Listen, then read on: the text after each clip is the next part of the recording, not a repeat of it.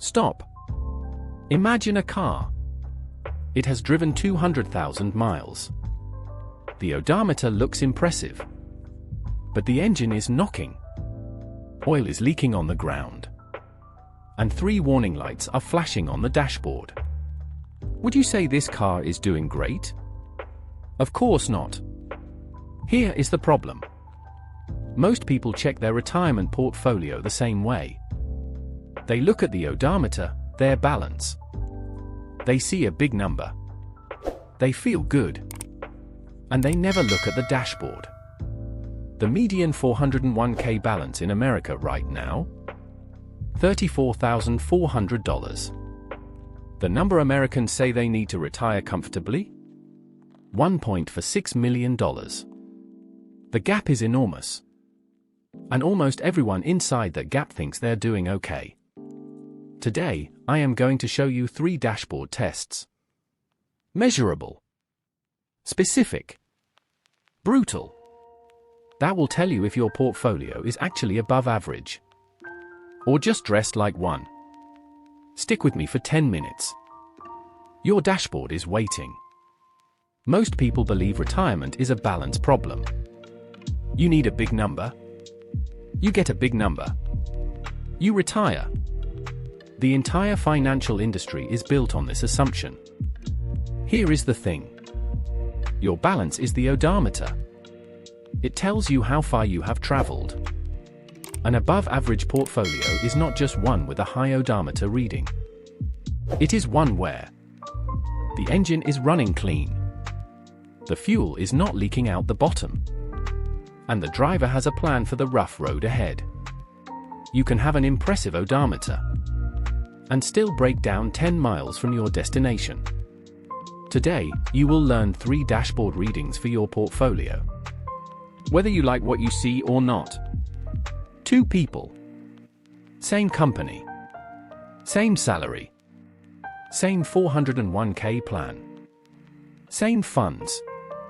Person A sets her contribution to 15%.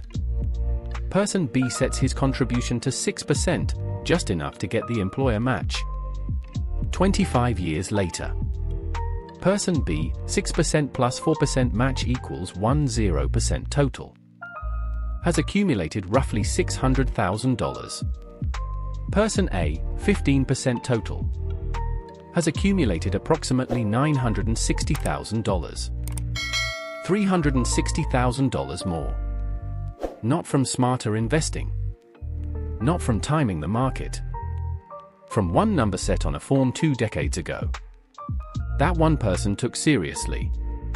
And the other person did not. Fidelity recommends saving 15% of your salary, including your employer's match. The average American is at 14.3%. That 0.7 percentage point gap matters. Here is the reversal most people never hear. You think the problem is that you are not earning a high enough return. But actually, the problem is that most people contribute at a rate that no return in history could save. If you are at 8% savings rate and expecting 15% market returns to close the gap, you are asking an engine to compensate for an empty tank. The tank has to be full. The return is just how efficiently the tank converts to distance. An above-average portfolio passes test 1 by maintaining a total savings rate, employee plus employer, of 15% or higher. Consistently. Not for one good year. Consistently. You are 5 years old. You have $100,000 in your 401k. You contribute $10,000 per year for 30 years. The market returns 7% annually. Investor A uses low-cost index funds, 0.1% total fees. Net return, 6.9%. Final balance, roughly $1,700,000. Investor B pays an advisor plus fund fees, 1.5% total. Net return, 5.5%. Final balance, roughly $1,200,000. The difference, $500,000. The fee did not cost 1.5% of your money. It cost $500,000. Not from a bad investment decision. Not from a market crash. From a fee structure you probably signed in a document you did not read in full. Here is why the percentage framing is sneaky. Year 1. 1% fee on a $100,000 portfolio costs $1,000. The investor shrugs. Year 15. The portfolio has grown to $275,000. The same 1% now takes $2,750. Year 25. The portfolio has crossed $540,000. The annual fee exceeds $5,400. The percentage never changed. The dollars tripled, then quintupled. Because fees are always calculated on a growing base. And not one of those dollars ever went to work for you again. An above-average portfolio has total all-in costs. Fund fees plus advisor plus platform charges. Under 0.5%. If you are at 0.1 or 0.2%, you are in excellent shape. Passive ETFs typically charge 0.03 to 0.2%. Most active managers cannot outperform the fee difference. Let me introduce you to Marcus. Marcus is 51 years old. He lives outside Columbus, Ohio. He is an engineer. He earns $115,000 per year. He has been maxing his 401k for 11 years. His balance? $480,000. From the outside, Marcus looks like he is doing everything right. His advisor told him he is on track. His dashboard tells a different story. Marcus' less 401k is in a target date fund. Expense ratio: 0.7%. His advisor adds another 1% on top. Total fee: 1.7%. Marcus is maxing his contributions. Test 1. Pass. But over 11 years, with an average balance around $400,000. The difference between 1.7% and 0.2% in annual fees. Roughly $110,000 of additional money. That Marcus will never see. He will likely work between 3 and 4 extra years to compensate for a fee structure he has never been shown in dollar form. During your saving years, a market crash is your friend. You buy shares at a discount. The day you retire, that relationship flips. You are now a seller. Every withdrawal is a share sale. If the market drops 25% in your first year of retirement, you sell more shares to generate the same dollar amount of income. Those shares sold at a discount? They never participate in the recovery. They are gone forever. Research shows that roughly 77% of a portfolio test's final retirement outcome is explained by the returns of just the first 10 years. Not the lifetime average. Not the 30-year return. The decade you retire into determines most of your fate. If you retire in a good sequence, your portfolio builds on itself. If you retire in a bad sequence, you sell into the decline, shrink the base, and spend the next decade with a permanently impaired recovery engine. This risk is highest in the 5 years before and the first 10 years after retirement, sometimes called the retirement red zone.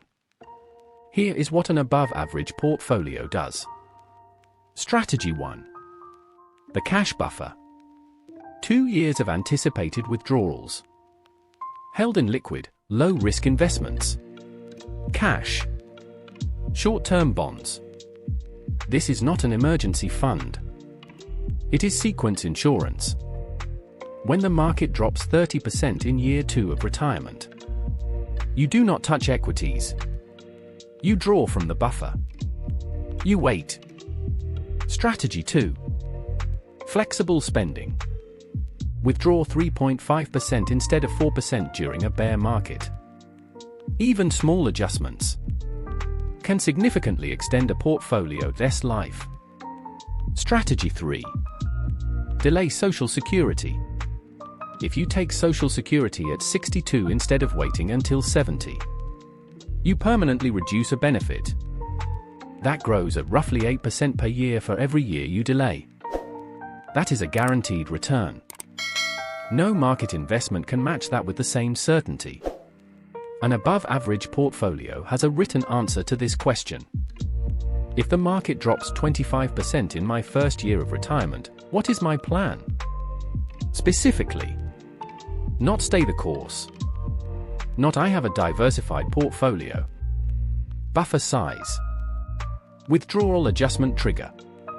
Social Security timing decision. If you cannot answer that question today, that is a red light on your dashboard. Move 1. Calculate your fee in dollars this week.